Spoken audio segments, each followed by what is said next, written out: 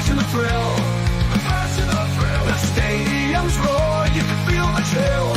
You can feel the chill. The teams are ready, the battles will start. The battles will start with dreams of glory, they'll play with heart.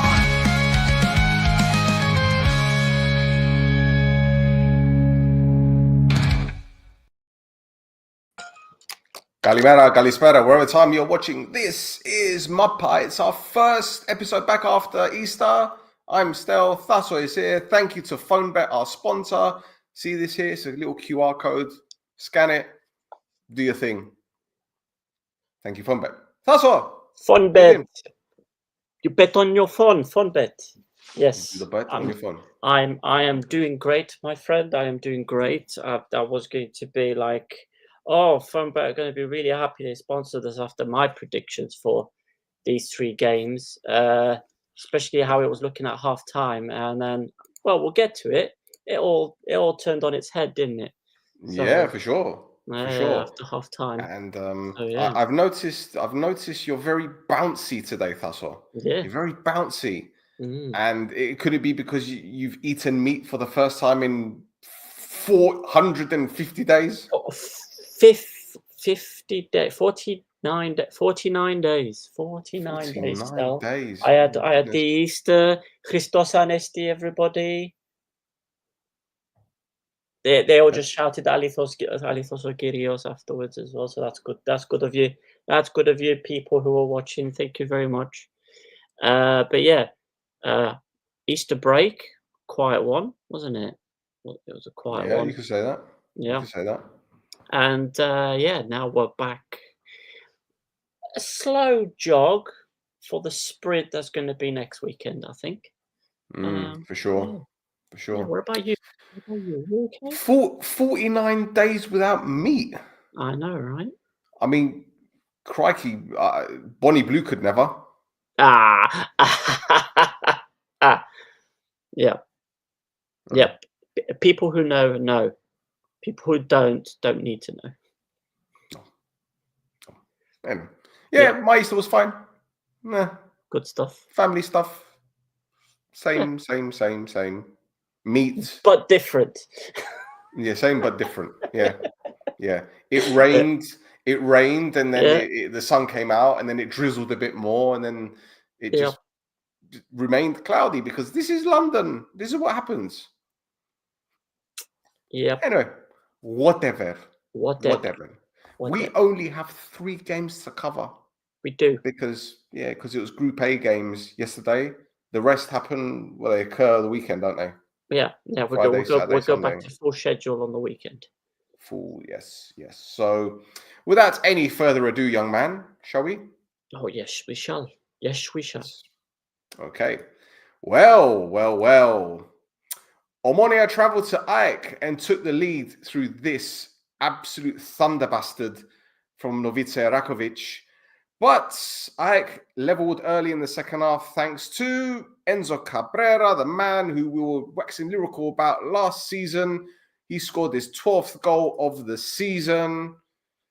I think a fair result, Thasso, given the opportunities both teams had. Yeah, looking at the highlights, I would agree with that. It looked like a pretty fair result, didn't it? I saw as well. Hold on, I've zoomed too far. Yeah, there we go. Alium had hit the bar as well at 0-0. Yes. It was good work from Loizu and Semedo. Pedro. Yeah.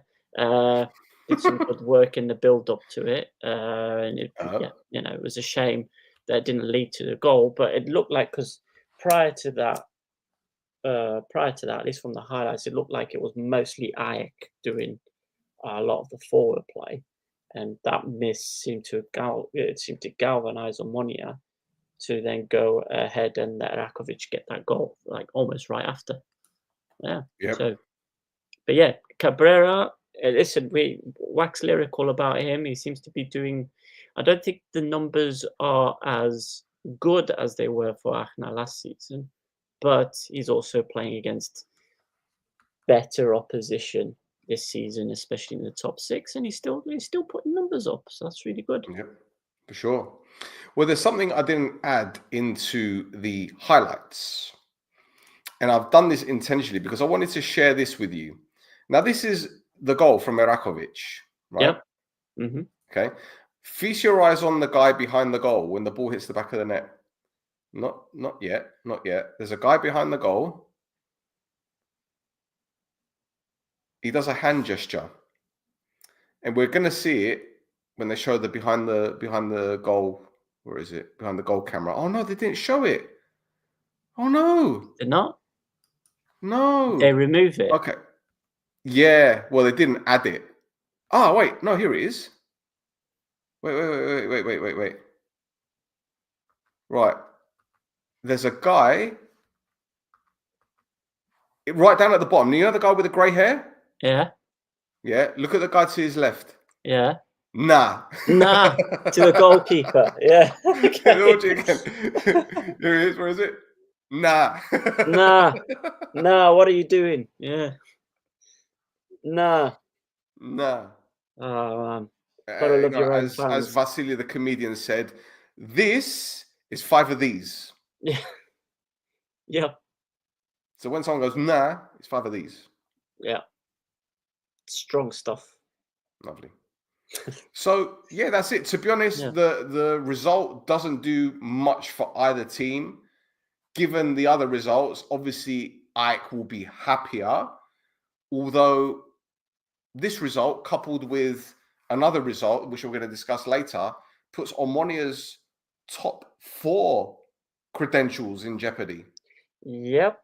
It's squeaky bum time, isn't it, for them? I didn't think it was going to be. I thought it was going to be pretty much a done deal. You know, the top 2, second 2, bottom 2 in the top 6. But yeah, things are getting spicy. I think we were like 12 points ahead of you at one point. Yep. It might be more. Yep. But I mean, we'll get to it. But yeah, the form table is a bit weird at the moment. Yeah. Mm-hmm. Okay, so shall we move on to the volleyball situation, which we discussed last week? So yes, very good. Yeah, like literally the day after we finished recording, more news came out about the incident regarding the volleyball situation between Omonia and Gate 9. So there was a load of reports and statements that we talked about last week. And for people who weren't here last week, Gate 9 Ultras walked in and forcibly took a number of tickets to the volleyball second division cup final from the Omonia shop. Women's cup final. Yeah, sorry, the women's second division cup final. And they forcibly took a load of tickets and paid double for them. Now, what happened after we finished recording the morning after, it was revealed that the leader of the break-in was the current president of Two Omonia, Two Furious, Adamos Evstatiu. Asshole released CCTV footage showing him and some others walking into the store, taking tickets out of the cashier's hand and throwing them at his followers before walking out the store. And we're just showing it on screen right now. So he kind of walks to the worker area, kind of just grabs the lachno that has all the tickets on, throws them at one of the guys that's with him. There you go. Rips it out of his hands, throws it at one of the guys that's with him, and then just give me the cash. Take the tickets. Give me the cash. There you go. That's double what they're worth. All right, we're off. See you later.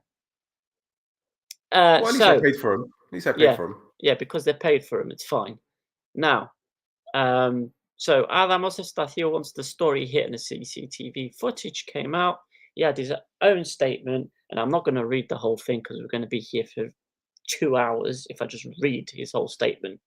But basically, his argument was that it's fine what he did, because other people are to blame. They had to break into the Omonia Club Shop cash register for these tickets. He pushed the blame onto the asshole president for not heeding his advice the night before to allow Gate 9 to attend the volleyball game. So he took it upon himself to go into the store and avert a bigger situation than the one that he created by getting the tickets. He also mentioned a load of political views in his statement that I'm not going to talk about, but then he finished at the end of a statement saying, P.S. the people that work at the store are old friends of mine, and we said hello, and everything was fine. You can see here's the friendly hello that's happening right now. But yeah, then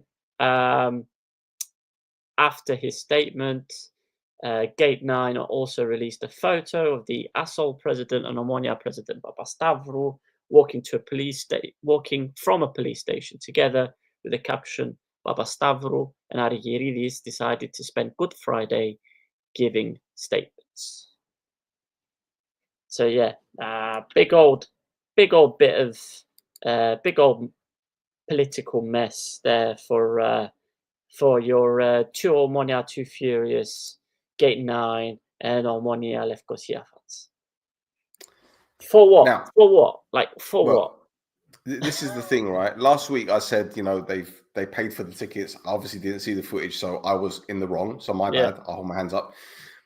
What I find interesting, which I don't think you mentioned, Go on. The tickets for this game were only available to people that owned a privilege card, which is a discount card in a nutshell. It's a discount card which people pay €40 a month and they get discounts on Omonia merchandise and partner brands of Omonias, right? And a chunk of that privilege card goes to Asol. Right. I think about 15 to 20 euros, if I'm not mistaken. I could be wrong. Okay. But the funny thing is, and I say funny because it's not really funny, what happened afterwards? What happened after this incident? The game was played behind closed doors. Yeah, because the Volleyball Federation, the Volleyball Federation said, no, this is going to be played behind closed doors. So because of this, and again, I'm not pointing any fingers here, but the fact is, you've got girls that are playing in a volleyball cup final and they're not able to have their friends, their family there. Yep. Because of this. Yep. And let's get it right. I highly doubt Gate 9 were going to go there to cause trouble. Nope. So they were going to go there to support the team. Yeah. So again, why? I don't know. I just think that once again, it's a knee-jerk reaction, and that decision was made that night as well, like 24 hours before the game. Yeah. Yeah. So in Eustachio's statement, he said that he rang them the night before to warn them that people from Gate 9 wanted to go to the game. Therefore, don't do this privilege card stuff. Yeah. And the asshole president apparently responded in negative terms. And that's why he took it upon himself to go into the store to forcibly take the tickets from the people that were selling them there. Well, the thing is, look, I get it. Rules are rules. Yeah. Rules are rules. And from that footage, it doesn't look good. No. Okay. It doesn't look good at all. No. However, I will say, aggressive more than like they didn't actually vandalize anything, or it's just aggressive attitude. Yeah. For something that didn't need to be. Well, this is it. But look, sometimes you need to take a step back and say, common sense needs to prevail. Correct. And maybe I'm wrong, but I've never heard of Gate 9 kicking off at a women's volleyball game. I don't know. Again, I could be wrong. Yeah. So why would it happen? Again, the whole thing is just, once again, it's, as you said, it's political. It's people. overexerting their power when they don't need to.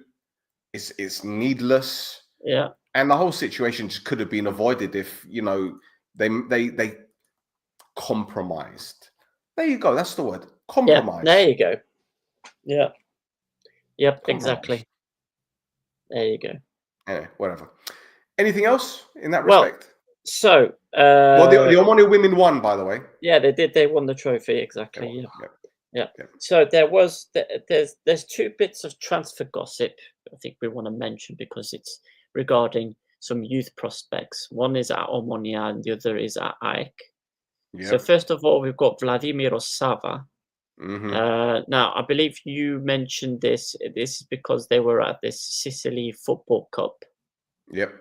And yeah, some Serie A and Serie B teams have taken a shining to Vladimir Osava, so they're going to be keeping an eye on him.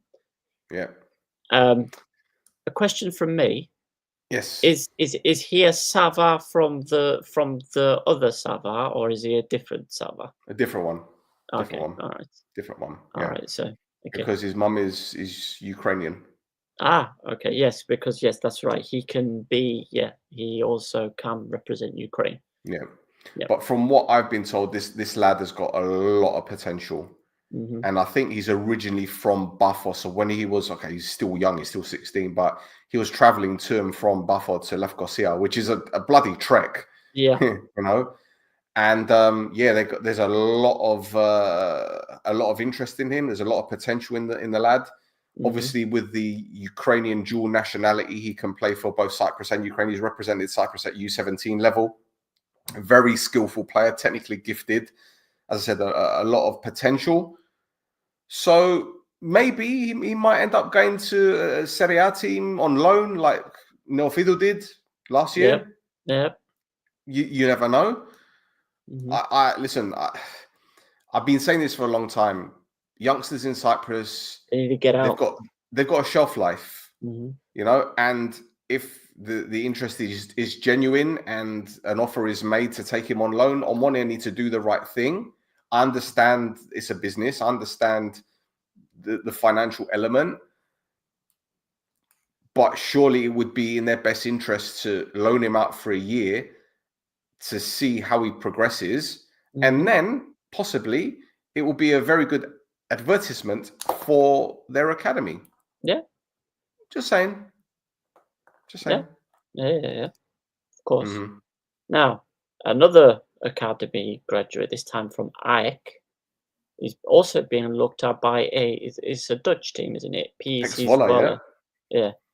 So, a lot of teams kind of sniffing around the secret youngsters. So I wasn't expecting this at all. Well, see, this is the thing, Faso. You know, tomorrow we've got an interview with Stephen Constantine. It's been pre-recorded anyway. Yeah. And we did speak about youth development in Cyprus, and Christos Lugaidis bags of potential. I think he scored about 10 goals this season for the under-19s. He's represented the national team, I think, as well, under-19 level, if I'm not mistaken. Loads of potential with this kid. And once again, we don't have a dearth of talent. Don't get me wrong. Yeah.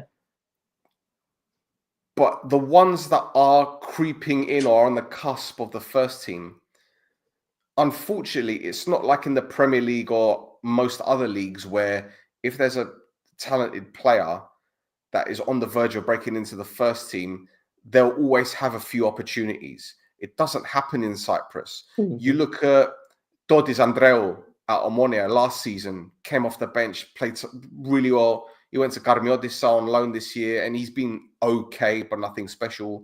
You know, Gatir Jesus left Abo to go to Omonia Radipu on loan, hasn't done anything. His brother, it's the younger one.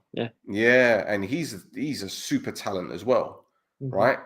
But then you've got the lad at Upwell that was on loan at Omonia Radipu, the centre back. Yeah, Antonio, and he's been superb since coming back. Yeah, I have. Again, like it's great to have these you know these emerging talents, but they need their opportunities. And whether it be in Cyprus or in Belgium or Timbuktu, give them that chance. Just give them the chance. Yep, I agree. Oh, Pedro's here. He's back from his fishing trip.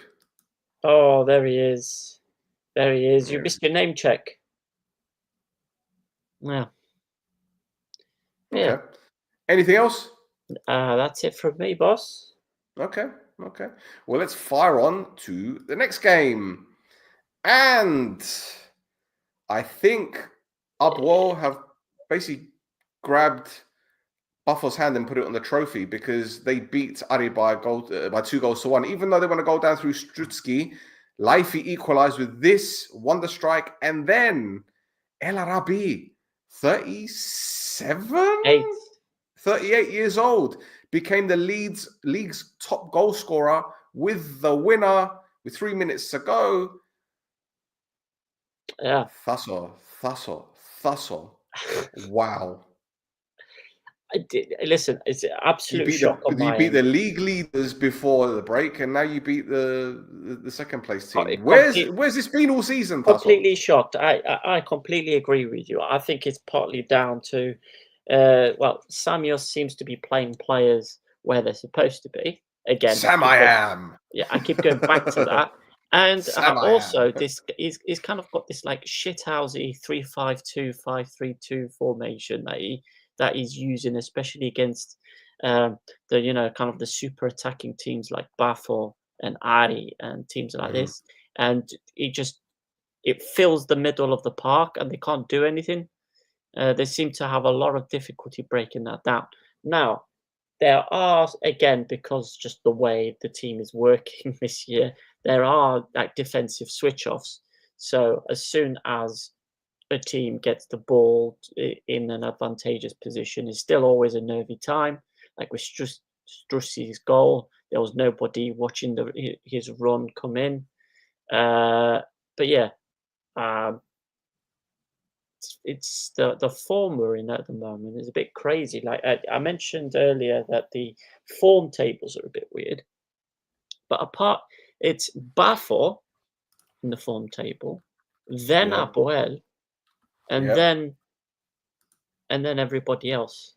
Like since Samios took over, Apoel have won 3, drawn 2, and lost 2. So compared to the form that they were in kind of the rest of the season, that's pretty good. That's pretty good shit. It's pretty good shit. It's pretty good shit. And Ari's form has been dreadful. It has. Last 5, 3 losses, 1 draw and a win. Except for Apollon, they're doing the worst form wise in the top 6. They're having an absolute shocker. Motivation wise, I don't know what it is. Is it motivation? Is it stress? It's really it's not happening. It's not happening. I'll be honest with you. Oh, 1 minute. Vaso is here. Vaso, hey, what's going on? Right on time as well. Right on time. Lovely jubbly. I will be honest. Shpilevsky lost that dressing room totally. Yeah, you think? I think that's he's lost the dressing room for even like weeks ago. Weeks ago, he lost them. Yeah, and I think, when we were discussing his behavior in press conferences and getting sent off and all that kind of stuff, it's what I keep on saying. Like, say for example with Sofroni, right? Sooner or later, players get fed up of the machismo, the bravado, they get fed up with it. And then you got to look at how he's treated certain players. Like, for example, Morgan Brown. Yep. Okay. Morgan, well respected, well loved throughout the club. You meaning to tell me that some players were happy to see Morgan Brown treated that way? When I hear stuff about how Shpilevsky has said things to players about Abwal, for example, before the Abwal game, and Gvilidaya, who I assume still has an affinity with the club, maybe not feeling too happy that Shpilevsky has, I don't know, berated his opponents or said something about the opponents. it's these little things that coaches do or don't do that lose the dressing room. And yeah, we saw it in the past, with the I love my guys scribble, and those things were cute, getting sent off and having a walkie-talkie in the stands. Those things are cute. But at what point do the players turn around and say, really, bro? Yeah. And then I look at people like Connor Goldson that have played at the highest level. He's probably sitting there thinking, this is fucking circus. So it's no surprise. Yeah. Mm-hmm. He's having a go at us now. Long hair boys. First we got Bedro calling us baldies. Now we got this guy being sarcastic. Listen. Bold and proud. Bap. There you go. Yeah. There you go. Yeah. So, but yeah, the fall off at Aris has been a bit shocking, and it's kind of reflected in some of the team choices, I think. Yeah. Montnor is not playing, I think, as much as he was earlier on in the season. For instance, you've got Gogorian being favoured over other players that could perform better for the team. So there's a bit of favoritism. Either way, right? We're kind of guessing a little bit because we don't know what happens behind those closed doors. But you can kind of see it in Shpilevsky's body language there as well. He's already had enough. Yeah. He's already had enough. He's already packed his bags and gone to wherever he's going. Yeah, but it's like I said, it's the little things, the press conference after AEK was complaining about the pitch earlier on in the season and how, players are going to get injured, and then obviously having an argument with the AEK fans and then the Anorthosi fans. Yeah. Remember that one? Yeah. How many times? And again, you could say siege mentality, but the players see this and they're like, this guy's a fucking lunatic. If he's like that on match days, what's he like behind closed doors? Yeah, but the siege mentality is us against the world, not me against the world. Yeah. But hey, listen, he's going to leave the club with one league title in 3 years. He got them into the European competition, twice? Got them into the group stages, beat Glasgow Rangers. Look, he hasn't been a bad coach for the club. He's a very good coach. Yeah. Absolutely. But I think it's his age. He's young. Mm-hmm. How old is he? 37? 38? He's not even 40, I don't think. Yeah. So again, it could be just that kind of, I wouldn't say inexperience, but the attitude. You need to carry it a certain way when you're a head coach. Mm-hmm. Yeah. And maybe in 10 years' time, you'll look back and say, I've learned a lot from my experience in Cyprus, and I've learned a lot about myself, And to be honest, Cyprus is one of the worst places to be like this. In the Premier League, it would have been like, oh, he's such an entertainer. It's like how Mourinho was. They loved it. But Cyprus is different. It's different. Completely different. Mm-hmm. So, anyway, we got some news coming out of Ari today. It was made official today, wasn't it? Yes. So this is Aris replacing their head of the youth academies. So they announced earlier in the week that Nikita Kovalchuk is being moved on. So in my notes, I actually put it's according to stories across the media, but like I said, they made it official today. The head of academy role will be filled by ex-Omonia Academy director Andreas Miliotis, who was there for 14 years. So, this is a very experienced man going into the role of academy director. And Aris are kind of paying a lot of attention at the moment to their academies, kind of investing a lot in them. So hopefully we'll be seeing some outputs of that at some point. Well, look, Miliotti is a very, very experienced academy director. He spent, as you mentioned, 14 years at Omonia. He knows the environment. He knows what is expected. And I don't think he's going to be under the same pressure at Ari than he was at Omonia. However, because of his reputation, because of the track record, I don't know the KPIs, so to speak. Yeah. And look, it makes sense to bring him in, especially when you're Ari and you're trying to revamp your academy. And look, the guy that left was a UEFA B licensed coach. So you bring in a guy with that kind of experience. But what I will also say is, and again, no disrespect to Milioti, because I've spoken to him on numerous occasions. He's a top guy. Yeah. Did they have anyone else in mind for that role? Or was it the fact that, we want someone that knows Cyprus and that knows the environment, knows what's expected and yada, yada, yada. Do you know what I mean? So again, it was a bit of a surprise, but then again, Omonia has been known to chop and change staff, and again, his track record speaks for itself. So good luck to the guy. Yeah, exactly. There's a comment from Vaso about Shpilevski. Yeah. He's first coach, as you know, that won the championship with Ari, so he made history. But as Stel said, I feel he could have been more love to the fans. Maybe he doesn't care about that. Maybe. But then again, excuse me, Vaso, with Shpilevski, he's always been a little bit, not say a little bit, he's been very highly strung. And it doesn't take a lot to wind him up.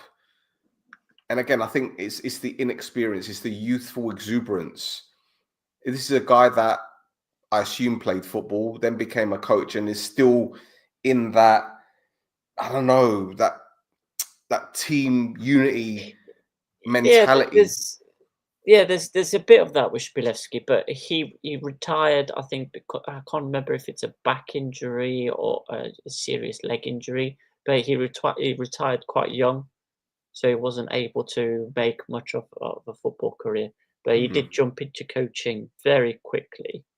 But yeah, the fact that he's already, I think he's got like 5 or 6 years as a head coach experience already is, it provides him a good stead going forward. Well, look, put it this way, right? Yeah. Let's talk about things that we're more, how can I put it, knowledgeable about, and we'll talk about ex-Premier League players that have retired and got into management.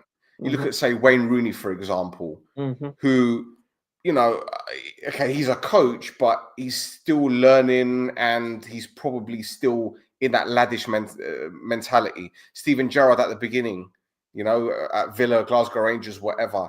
Frank Lampard, yeah, they've got that coaching, those coaching badges and the coaching credentials, but they're still young, and they're still lads, if that makes sense. So they're probably still trying to find that balance between being part of the boys, having the banter in the dressing room, but being that authoritative figure. And maybe with Shpilevski, yeah, he got the job at Ari and he got them into the Conference League qualifiers or whatever it was. But because he's so loud and so different to what they're used to in Cyprus, maybe that worked against him. Look, Vaso says he's 37. So again, he's young. Young. Thanks, Stel. Thank you. Thank you. Well, you're 37. Yeah. But for a head coach, he's young. He is. He's very young. He's very young. And the fact think about it, El Arabi is still playing, and he's older than him. The top goal scorer in Cyprus is older than the Ari head coach. Yeah. When you deep it. So I don't know. Whatever. There's more news coming out of Ari, isn't there?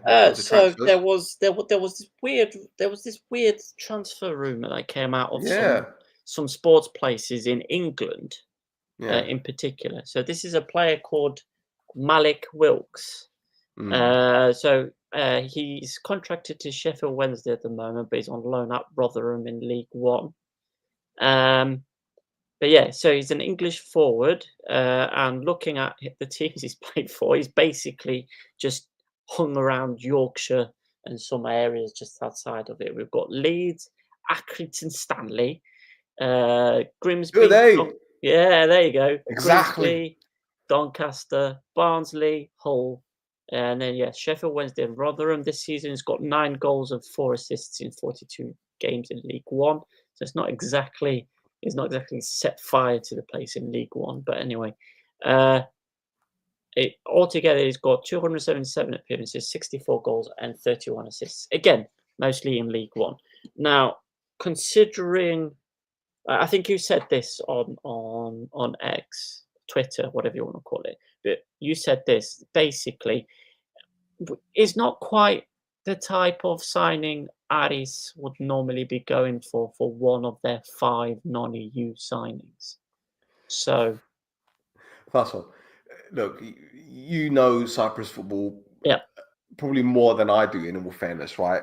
But you look at Aris' track record for signing players, okay?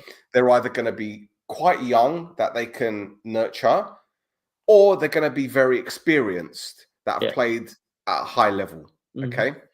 No disrespect to Wilkes, whatever his name is, right? No. No. But when I saw this as well, it was a weird one when I saw it. Do you know what it is? It's whoever's done this report or whatever it is, they've probably seen the traction that we got for the Connor Goldson thing and thought, let's link him with that club and it will go crazy. No. Listen. Do that for, Phil Jones. Do it for Phil Jones. Yeah, Phil Jones coming out of retirement to play for Adi. Yeah, exactly. Or I don't know. Yeah, you mentioned Wayne Rooney. Do it for Wayne Rooney.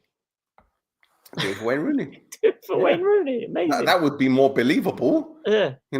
Bring him out of retirement. Of course. Yeah. Or you could say like Rio Ferdinand is going to be an investor in Krasava. That would make more sense, wouldn't it? Oh my God. He likes to go to Limassol, goes to Aphrodite Hills and all that, or wherever it is in Buffalo, or wherever it is, and it goes to all the different hotels to do the football tournaments.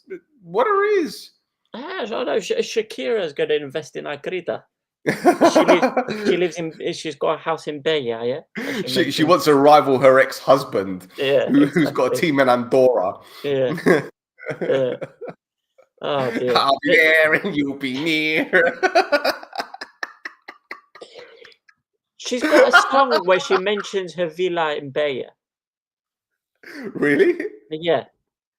She's got a song where she mentions her villa in Beja. It's a song where she did about her divorce with Piqué. Yeah.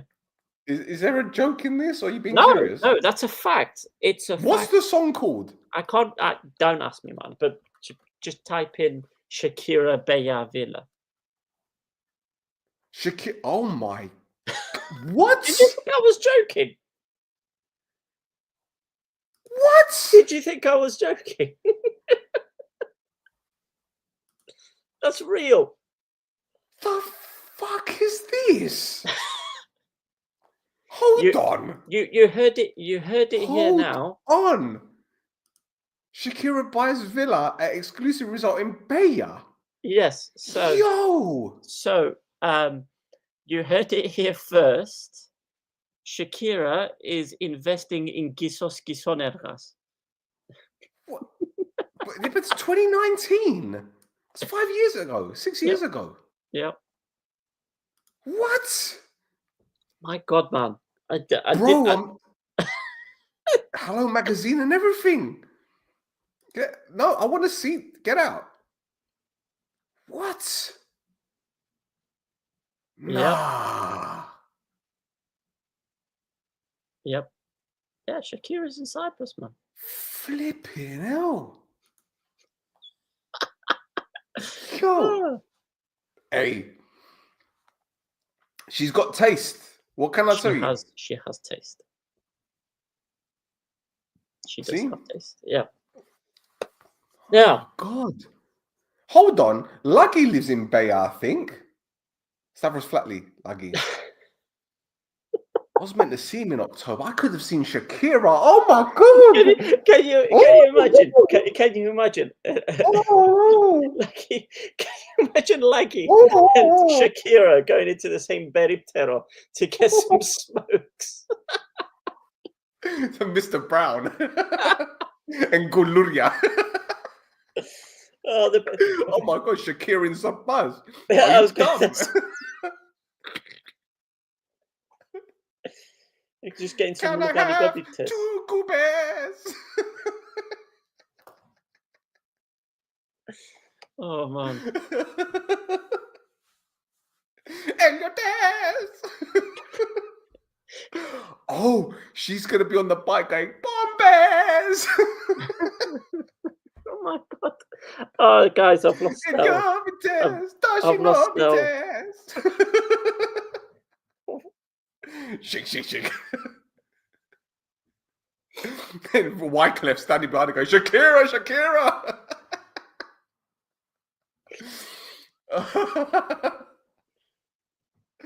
Oh my God. Shakira, δεν μου κάνεις κόρη. Shakira and Bakira.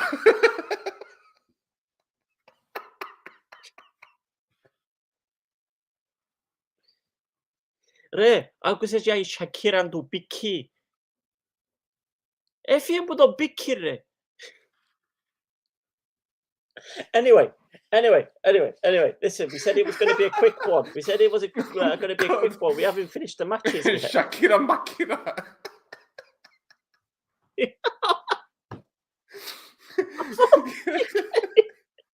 Gira Shakira. Oh my God. Right. Shall we come back? Bring it back. Okay, where are we? Story from Abuel. Oh yeah, sorry. Yes. So Tassos Donis, he's interesting. That photo was taken when he found out that she had a house in Bay.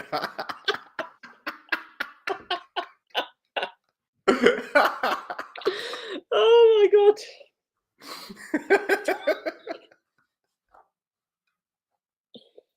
I know this place.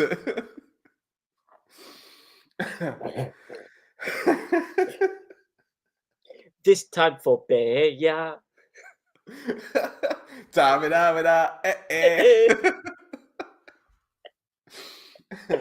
Right. Anyway, yeah. So that's Zonis. So Aris Thessaloniki are looking to sign more Greek people. Marinos Zounidis is the head coach there. He's already got a connection with Apoel. Wants to have a look at Tassos Zonis. So that's the news that has been coming out of Apoel this week.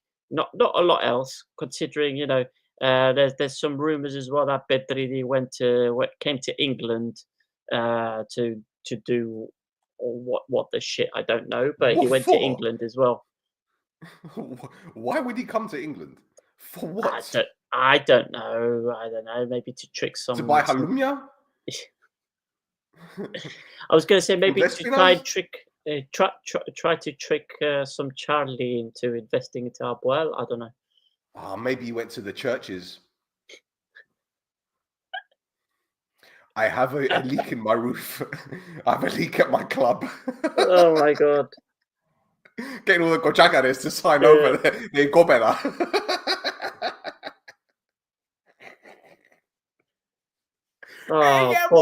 Έχω 30 σκάλες.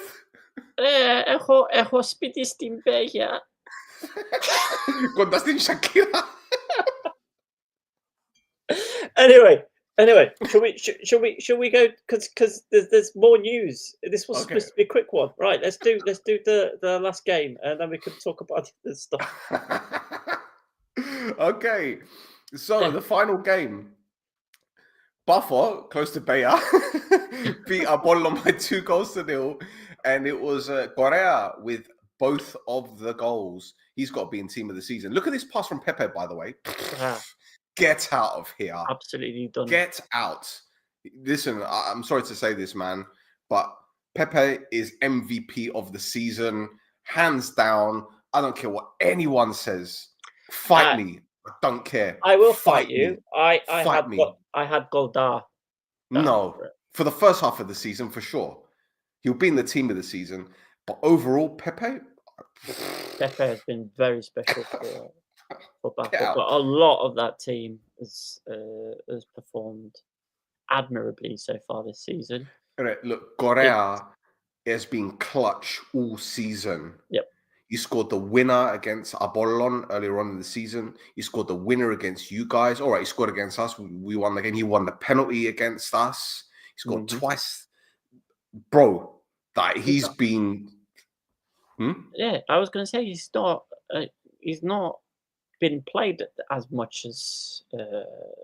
he doesn't start all the games. No. But yeah, he's been great. But a lot of those players in that first team have been fantastic. Tankovic has been amazing for him. Gyro has been great for him again. Another season where he's performed great. Anderson, Lucasen, Goldar, defense have been solid. The new guy, Vlad Dragomir has been Romanian national everywhere team. For him. He's played left back, centre midfield. He's played the 10 role. He's played up front. He's done everything for him. It's again, the team's been absolutely solid this season. Another thing as well to call up on it. It doesn't bode well for Apollon in the semi-finals if they get beaten. So I mean, the score says 2-0. But they were absolutely destroyed by Buffon. Yeah. There was nothing in it for Apollon until maybe the 75th minute when Buffon started taking the foot off the gas a little bit. But yeah, it's well, mate, I think we need to give a lot of credit to not only the ownership of Buffon for sticking with this guy, but Caicedo, mate. Look, we talk about coaches that know the league, right? Because that is the narrative that's being created by many fans in Cyprus, that head coaches need to know the league. This guy didn't know the league, but I'll tell you what, he knows world football. They stuck by him last season, and we were asking on this show, like, how long has he got? How long has he got? They went through such a bad patch, and this season, mate, they've only been out of the top. Sorry, the first game of the season they didn't play because they postponed that game. Yeah. Right. So they weren't top of the league. Mm-hmm. They've only been outside of first place twice all season. Yep.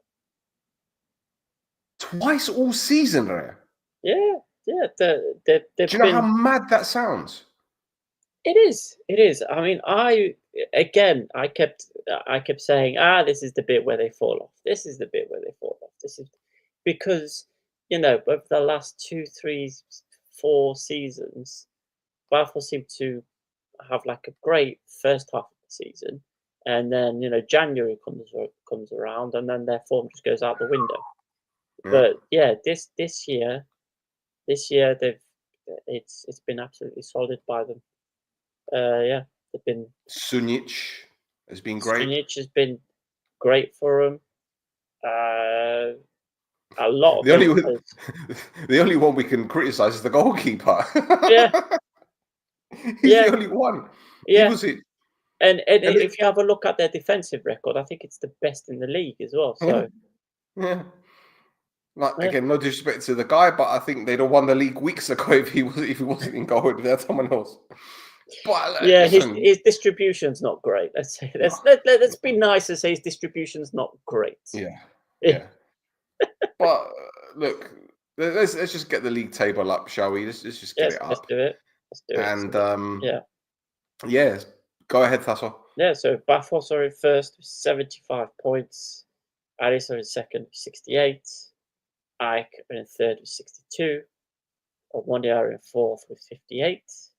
Abuelo are in fifth with 51. And 23. Apollon are in sixth with 45 points. Now, I think you worked out the permutations for this. Yes. So effectively, let's see if I can. There we go. So effectively, if Buffalo beat Omonia this weekend and Ari lose to Ajax, Buffalo will be champions. Yeah. That is it, really. Yeah. There'll be 10 points clear with 3 games to go. Now, here's where it gets even more interesting. If Ajax do beat Ari, then the gap will be 3 points between them and Ari. Yes. With 3 games to go. So second place will be up for grabs. Now, going back to Buffalo beating Omonia, if Omonia lose to Buffalo and Abuel beats Apollon at the weekend, the lead Omonia between them and Abuel will be cut to just 4 points with 3 games to go. And don't forget, they play each other on the last day of the season. Yep. So Omonia's grip on fourth, it's loosening. It's loosening. Correct. But again, fourth is only European spots if anybody from first, second, or third win the cup. Yeah. But Buffalo face Apollon in the semi-final. Yep. Omonia face Ajax. Chances are, strong chance, that Ajax will face Buffalo. And that fourth place becomes a European spot. Correct. Correct. So yeah. it's literally all to play for unless you're Apollon. Even Apollon is still in the cup. Yeah, So Apollon is still in the cup, so in theory they could still get Europe as well. So yeah, everybody still has European football to aim for next season. And let's get it right here. It's weird. Apollon have nothing to play for in the league. Yeah. So I wouldn't take that performance against Buffalo and read much into it. We saw last season how Buffalo needed like a 96th minute or 120th minute thunder bastard from Tankovic 40 yards out to win that semi-final to get to the final. Mm-hmm. And if, there's no issues with supporters at the Alpha Mega, that it's going to be rocking. Yep. So, look, I honestly, and again, sorry to sound like the negative Nelly, but I think Apollon have got a better chance of winning that cup than Omonia because the pressure isn't on them. They're under no pressure. Yeah. They're building for next season. That's the aim. So Front is supposed to be delivering things next season. Yeah. And if any coach out of those 4 can win a cup, certainly is him. Yeah. He's a cup coach. He's a cup coach. A coach for the cup. A coach for the cup. Yep. Now, back to Buffalo. Mm-hmm. And we spoke about their Derrily Dunkables Stadium. There it is. The bidet and toilet combination. Yeah, there you go. So the mayor of Bathos, after we recorded, put out a statement on his Facebook profile, basically coming out and saying that he's not happy with what certain things have happened during the discussion process about the stadium and kind of other things in Bathos being built. So unfortunately, the government does not support the implementation of the planning that was initiated by the municipality of Bathos and in cooperation with the schools authority and completed long ago for the substantial upgrading of the Iagovion in the city centre. It is sad because they spent tens of millions in other provinces and in this case, complete indifference. Even the Bathos team is going for championship and cup and they have no interest in building a decent and suitable stadium for them. So that's what he had to say about that. Now, on Bathos side, the Bathos general manager, Haris Theoharos, was on Spor FM, before Easter, he got asked a few things about what's going on with the stadium. And he said, I think that after 3 years of struggling with this matter, for the first time, I feel we are genuinely close to a solution. It's a solution that satisfies all parties. The people present yesterday from the Yeroskipu municipality and from Goroivos, I think it's the sports association for Bafo, played their part in finding a resolution. Everyone had a shared goal to bring real change to the sporting landscape of our district. A home ground will be secured for Goroivos. Bafos FC will also contribute to helping Yeroskipu by developing some facilities for its own teams. If Bafos FC wins the tender, the club will move to a stadium under lease or any other arrangements set out in the regulations, without the Cyprus Sports Organization needing to fund anything for Bafos. On the other hand, we also brought the Iagovio Stadium into the discussion. It will be factored into the equation. If the decision taken by the previous Cyprus Sports Organization board had gone through, Bafos would have had a running track in a stadium that requires demolition, and we would have had to look for another ground. Also, the state would have incurred 80% more in costs. We believe that developments must progress quickly because we're already behind schedule.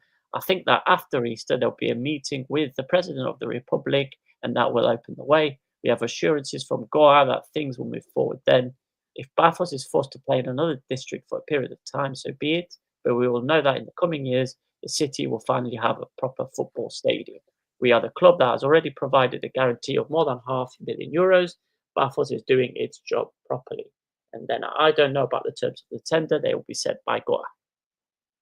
So yeah, a lot of information in there, but basically, it's Bafos FC are throwing a lot of money at this to take the Stelios Kyriakidis off Goa hands and to redevelop the stadium in Yeroskipu and to the Iagovion as well. The idea for developing, as I've said about this before, the idea of redeveloping the Iagovion in the city centre so that the running track can be put there, so that there's something specific for other sports other than football. Although they're talking about putting a football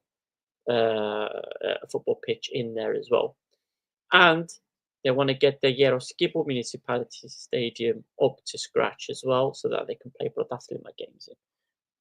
Now it looks like Bafo are getting a bit impatient, and they're talking about, yeah, fine, we'll move the team somewhere else while all this work is going on. Just because obviously it's taking them ages to get off the negotiating table. Again, the tender hasn't been released into the public for Bafos FC to put an offer in to do the tender in the first place. So I want somebody to shithouse it. So when the tender goes out, like, the Ari owner just goes in and just throws more money in than Bafo, and then they get the stadium instead. That's the level of pettiness that we can appreciate. Yes. Somebody be that petty, please. Yep. But the fact is, where will Bafo play? Sorry, yeah. Go. Kulli says, what was that, the Allianz Arena, the Bafianz Arena? Very good. And any money is going to be called the Quarantina Homes Arena. Quarantina Arena. Quarantina Arena, yes. See? Yeah. Lovely. Excellent. First performer at the Quarantina Arena, Shakira. Oh. Shakira at the Quarantina Arena. Shakira at the Quarantina Arena. Oh my goodness. Marketing. Yes. We hire us. We are the marketing geniuses. Yeah. Lovely. Okay, well, let's move on to our next story. And I think it's only right that we do this because, hey, it's relevant. Here we go again, It's another day, another manager is out, he couldn't stay. The ink's still wet on that brand new deal, but in Cyprus change is all too real. Oh, another manager is out. It's no surprise we scream and shout. Last season, 18, the year before was more. In this revolving door, who's keeping score? Yes, for the second time this season, Mauro Camoranesi is on the exit wall because his time at Anorthosi is up. He's gone, Thasso.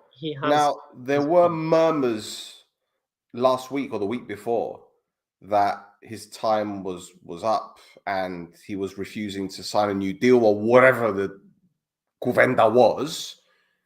But it's done. He's out, and I'm not gonna lie. I'm a little bit disappointed because this guy has worked miracles.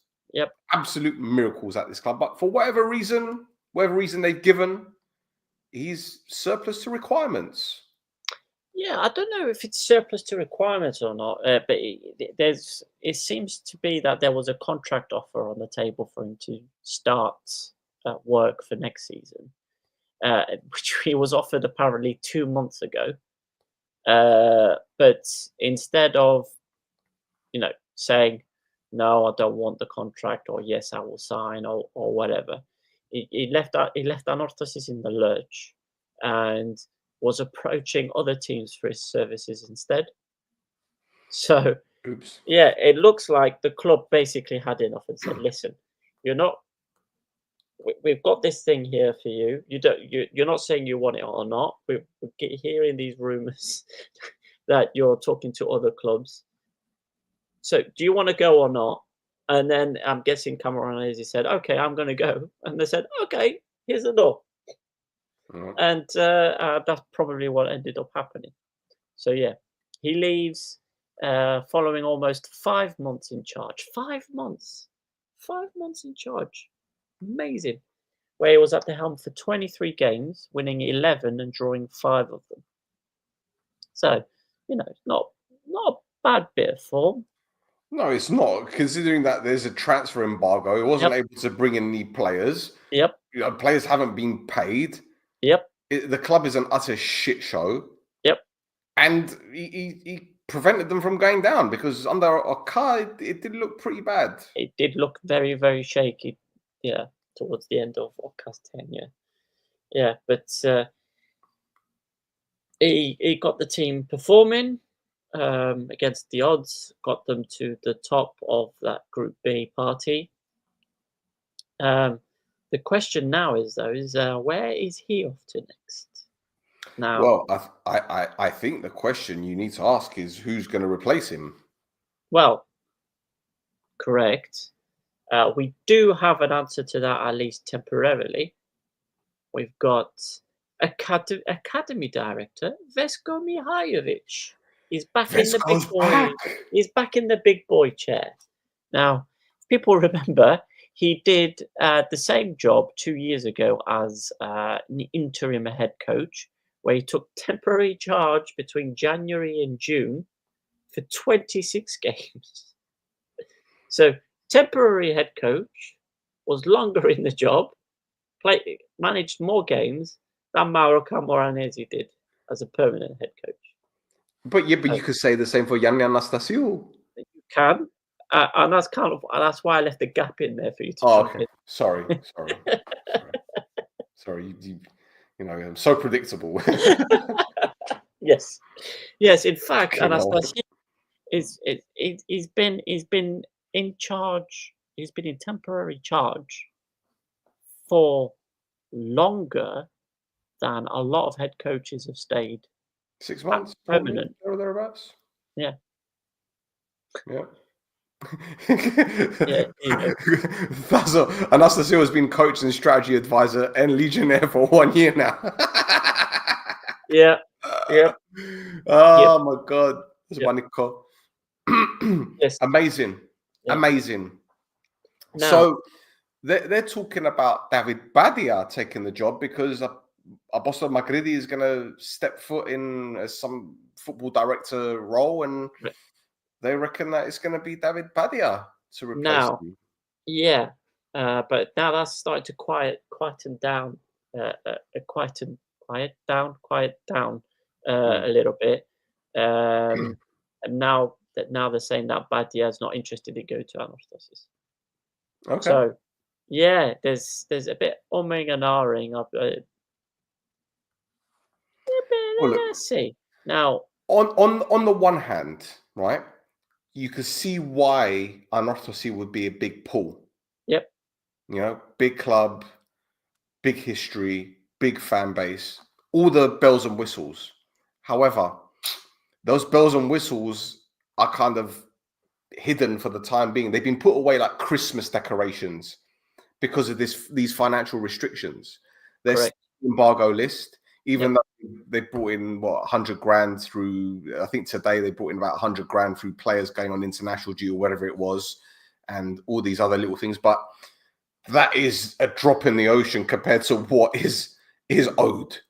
So again, you'd go there if you're a coach that's cutting their teeth to get the experience. Yes. You wouldn't want to go there if you're a coach that wants to achieve big things, knowing that you got a whole bunch of players that perhaps haven't been paid for a while, perhaps shouldn't be there. There's a couple that have since gone, which we're going to discuss in a moment. It's not looking good. The one thing I will say, in addition to that, is they've got a very good youth academy. They have. But that can only get you so far with, anyway. Yeah, but I mean, a lot of people are obviously mentioning as well where Camoranese's next stop is going to be. And he seems to be very interested in staying on the island for the time being. He kind of did an interview during the Easter break with some Italian media site podcasting. And he basically said that he's looking to stay on the island. So there's a couple of clubs that I think are going to be sniffing around him, trying to bring him in. Well, look, one of our viewers on No Chofta said yesterday that Camoranesi spoke to Omonia, but he wanted to bring in his own staff. Yeah. And the almighty at the top, Mr. Omonia, Mr. I am Omonia, Mr. This club is mine. I'm not going to say his name. It's Haram. He said to him, well, you can't bring in your own people. No. So that's ruled out. So you know what's going to happen, Thasso?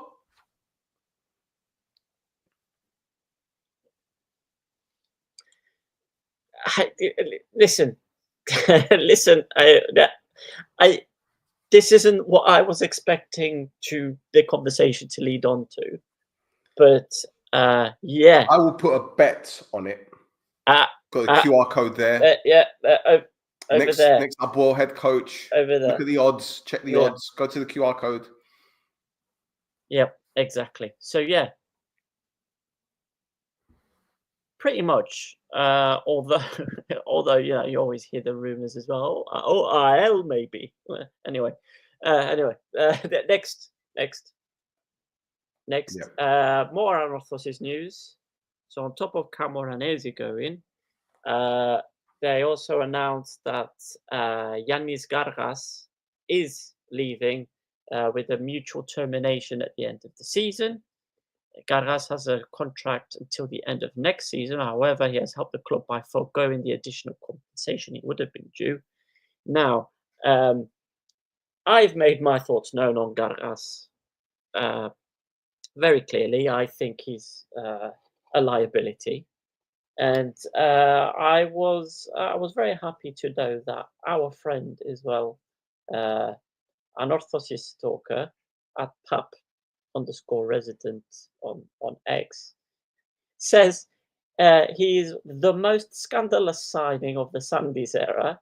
A 3-year contract at 32 grand a month for such an error-prone defender was absolutely criminal. So that's what I think a preeminent fan of Anorthosis thinks of Gargas. But yeah, he's decided to forego the 1 year's worth of compensation pay from being released by Anorthosis a year early. So he's going. Now, another one who is going to be out the door before the season is over, at least if you're believing the media, which we tend to do in Cyprus because, you know, everybody bloody talks, is experienced goalkeeper Živko Živković. Yep. So some people may remember that we spoke about his signing in the beginning of the summer, and that his announcement of his signing was delayed by a few weeks because of one, Anorthosis looking to reduce the amount of salary they would have had to pay for him by keeping him back a little bit, and two, he wanted financial assurances before he would confirm joining the club. So there you go. Apparently, he's going out the door before the season is over. Oh, well. Yeah. Oh, well, it's not looking great, is it? It's not looking great, bruv. It's kind of like a repeat from last season as well, where all these players left the club right near the end of the season. Yeah. Castel and this one and that one. And yeah. I mean, they did announce those players like about halfway through the Group B party. So there was still like 7 games left. So yeah. Players like Guerrera, Castel, yeah, like you were saying, and some others that have completely gone over my head for the time being. And some of those are still owed money, which is part of what the transfer embargo involves. Flipping hell. That and Jusco Munoz apparently is holding them. Oh my god! Them back. They are in the shit. They're in the shit, indeed. Yeah. They are in the shit. Flipping hell. Yeah. Yeah, Arboleda, Marmuk, Makun. Flipping hell. Wagwe. Yeah. Wagwe could have gone for actual cash in the winter transfer window as well, but they rejected it. Flipping hell. But yeah. Madness. Now. Živković is apparently linked with Kasava. As well. Okay. Yeah. They're apparently also going for yellow card merchant Deriondo. Oh. Yeah. Oh. Okay. Yeah. You know, Yevgeny Savin is he's taking some serious action. Yes. Yeah. Real life football manager. Yeah. Now, there's one more story. There is surrounding our friend. Yes. Let's go.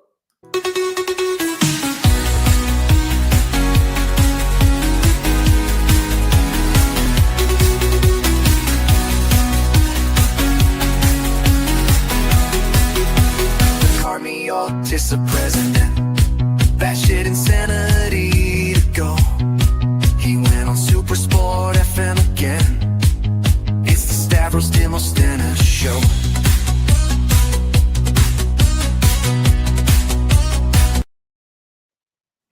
I'll never get over that Zappa. I'm sorry. He's just so delicate with it. Yeah. So and then just slaps that kid on the back. Concussion protocol. Oh, Jesus. Right. So, yes. This is being reported. This was reported, a couple of days ago. Basically, this is Super Sport FM. Basically, because that seems to be Stavros Demosthenes and Karbotis' mouthpiece. It's probably because they're the only ones who will offer them an interview to talk about the club. But anyway, Stavros Demosthenes seems to have laid the groundwork for a new investor to come in and take over at Karbotis. And they're specific to describe him and the process as the same way he set Aris up with their current ownership. So, interesting, very interesting.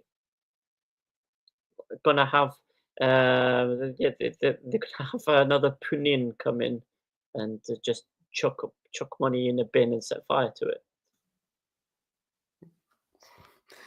Maybe they'll do this outdoor event that they did with the cake and the balloons. Yeah, that manager lasted a long time, didn't he? Yep. But yeah, the orange Land Rovers. Yeah, you know what? It probably what he did. What happened was Mido was in a cafe talking about anorthosy, and Stavros Dimosthenou went there with his massive gomboloi. I was like, "Hey, Remito, hey, Derek, come on, let me show you a club." Yeah. Okay. Yeah. Okay. Yeah. To be honest, though, going back to those orange Range Rovers or Yeah. whatever they were, I think we need to blame Ruslan for that, for wrapping them. Did he do it? No, I'm just assuming. Oh yeah, They were yeah. wrapped so well. They were wrapped so well in orange. Ruslan, you're I'm sure there's an invoice somewhere. where is he? I need to know if he's watching. Ruslan. But I haven't played, so he doesn't give a shit. No, yeah, he won't be watching because we won't have been taking the piss out of his beloved team. Yeah. Oh my god. Well, there's no PASP corner today because nothing has really happened, but we do have this guy. It's time to spin the wheel. What is coming?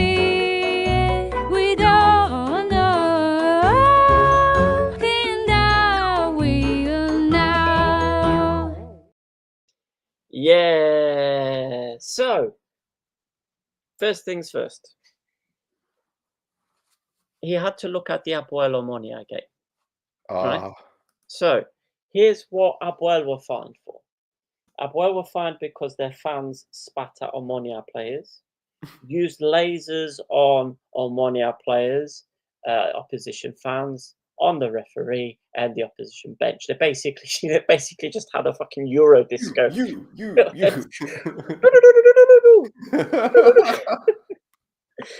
Jaden Motnor's mom's there going, "There's no limit." Anyway, now, so not just that, they also Jaden Motnor's mum and Shakira next time, yeah? I was waiting for that. That's so. A fan set fire to a red shirt and then threw it into the ditch that surrounds the pitch, and that apparently caused an incident. And they also drank Zivania. Oh. So that's the Apoel fans, right? And that's the fines that Apoel had to pay. Now, Omonia were fined because they also had lasers. Star Wars or something. Get their lightsabers out. and Omonia's got Omonia because apparently there was also a fight between fans of Omonia in the stadium. So they actually fought each other in the ground. The 800 fans that were there, some of them had tried to beat each other up, and that caused an incident. Now, if they brought the light they had to the cup game with Buffalo, it would have been a proper fight.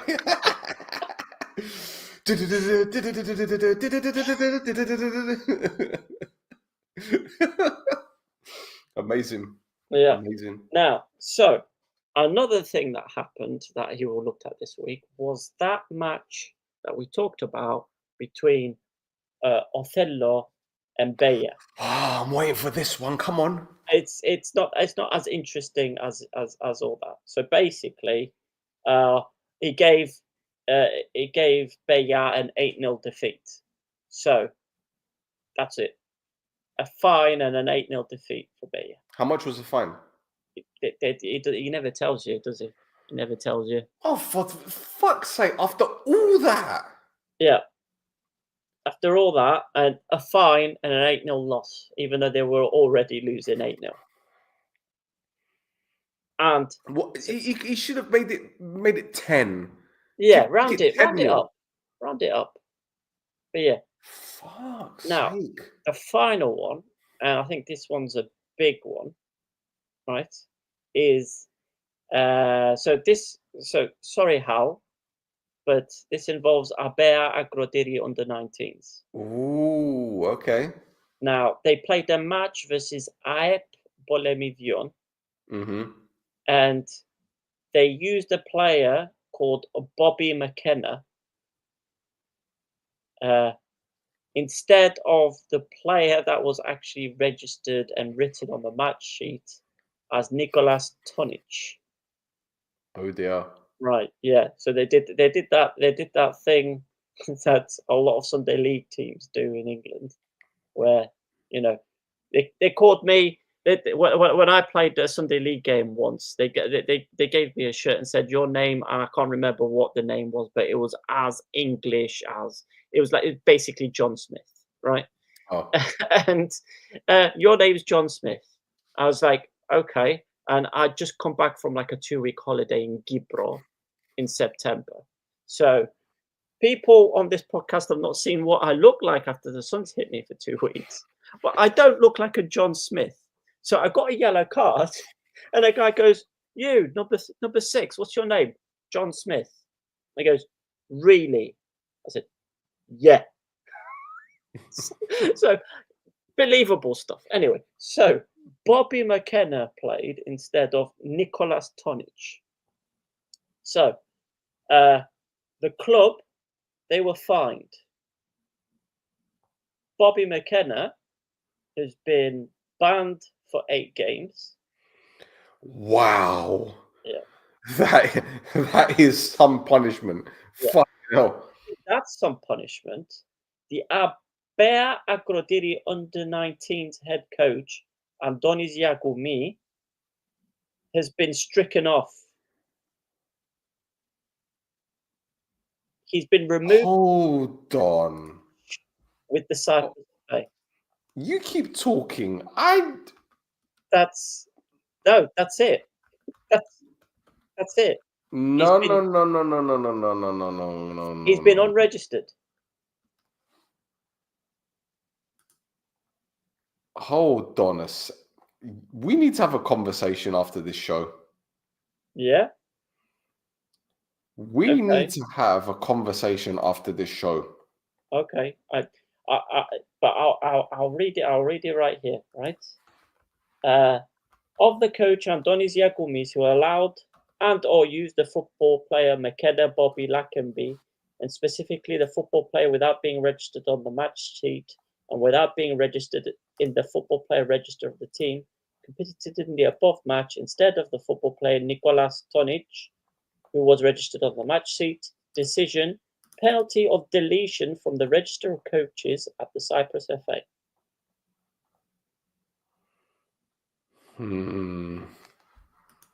Okay.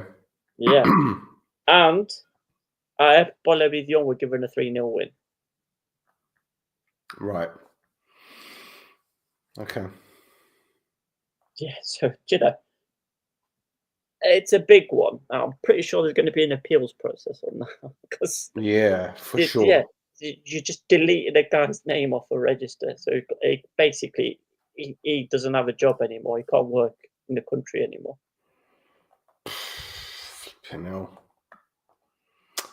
Oh, well. Use the correct players, I think, is the lesson there. Yeah. Oops. Yep. Oh, so there you go. He did a big old fart this week. Really. A big boo-boo. Yeah. Yeah. We're done? Oh, well, there's one more thing. Oh, boy. Vrionides, yeah, we're done. Okay, we're done. It's time to spin the wheel. What is coming? We don't know. Spin the wheel now. The instrumentals on that is fantastic. Yep. Sorry, you were going to say. I love the little pick.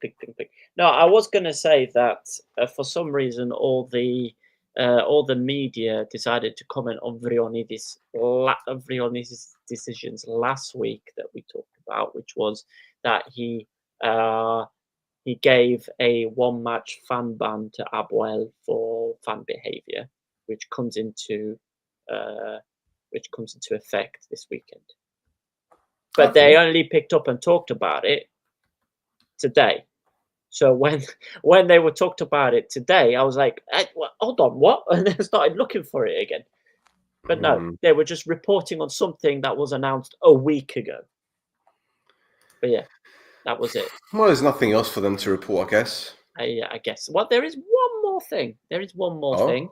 And that is your man at CSKA Sofia in Bulgaria, Ioannis Bitas, scored 2 goals in CSKA Sofia's Bulgarian semi-final cup win against Chernomore.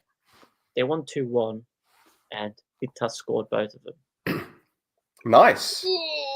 And Burnley got promoted into the Premier League, and Marcus Edwards is on loan at Burnley. Yes. Marcus, please, for the love of God, please. Do the right thing. Do the right thing. Please.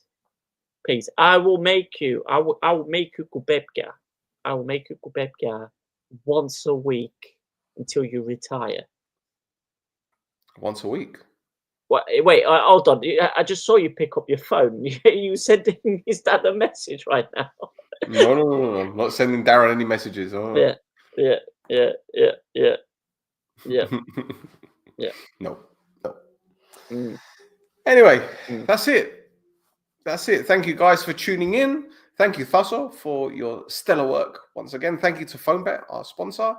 And watch out tomorrow about 7 o'clock Cyprus time. We have an interview with Stephen Constantine.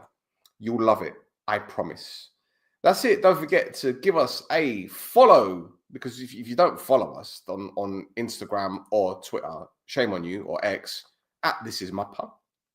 And visit our website, nc-network.com, which we need to update because there's stuff to write on. But if you want to contribute, let us know. If you want to be a writer, whatever, come join us. We can't pay you, but come join us. Do a thing.